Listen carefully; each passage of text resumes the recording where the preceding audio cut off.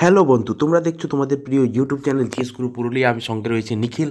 আজকে আমি তোমাদের জন্য আবারও একটা সুখবর নিয়ে এসেছি এবং চাকরি কিসে? পিএসসিতে। পিএসসির কোন পদে চাকরি হবে তোমাদের? Laboratory assistant for forensic lab. তো আজকের এই ফরেনসিক ল্যাবে যে ল্যাব অ্যাটেন্ডেন্ট নিয়োগ হচ্ছে, তো সেখানে কি এলিজিবিলিটি রয়েছে, অ্যাপ্লিকেশন ফিজ রয়েছে কেমন, কিভাবে নিয়োগ হবে, আমি বিস্তারিত আলোচনা করব।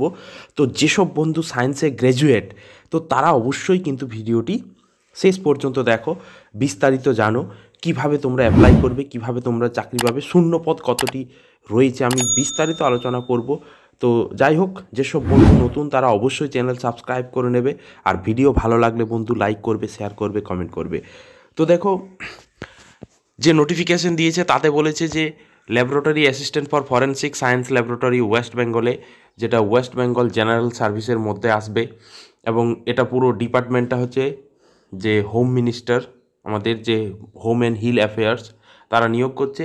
এবং এখানে দেখো পে লেভেল যেটা দেওয়া রয়েছে সেটা হচ্ছে লেভেল 6, 22,700 হচ্ছে বেসিক থেকে 58,500। এরপরে এর সাথে রয়েছে house rent, MA, medical plus DA, এই করে মোটামুটি 27-28 হাজারের মতো বেতন তোমাদের কিন্তু হয়ে যাবে এখানে।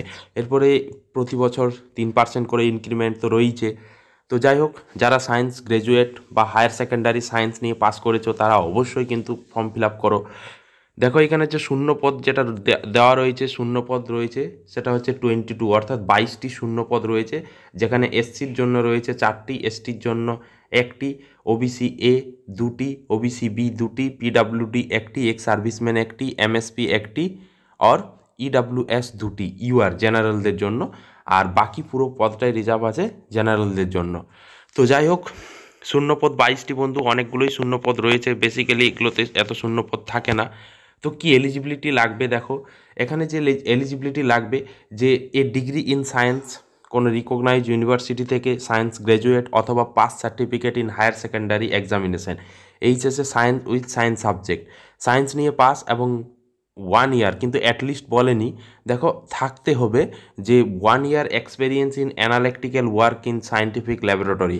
কোনো সায়েন্স ল্যাবরেটরিতে 1 বছরের অ্যানালিটিক্যাল অভিজ্ঞতা থাকতেই হবে। সেটা তোমরা মানে যদি যার থাকে অ্যাপ্লাই করবে। তো অবশ্যই, যেহেতু এখানে কোনো পিডিএফ ফাইলে অ্যাপ্লাই করতে হবে না, সুতরাং তোমরা অবশ্যই কিন্তু অ্যাপ্লাই করবে।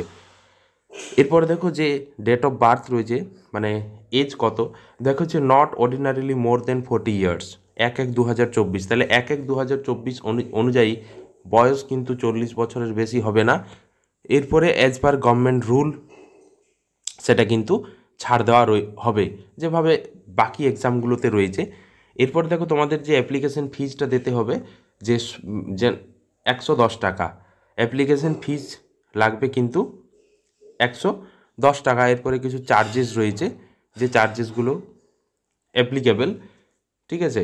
এরপরে দেখো এইখানে আছে যে এরপরে দেখো যারা এসটি এসসি ওবিসি, মানে এসটি এসসি এবং পিডাব্লিউ ক্যান্ডিডেট রয়েছে ওয়েস্ট বেঙ্গলের, তাদেরকে কিন্তু কোনো অ্যাপ্লিকেশন ফিস দিতে হবে না। ওকে, তো যাই হোক, এরপরে দেখো যে একটা এক্সাম হবে।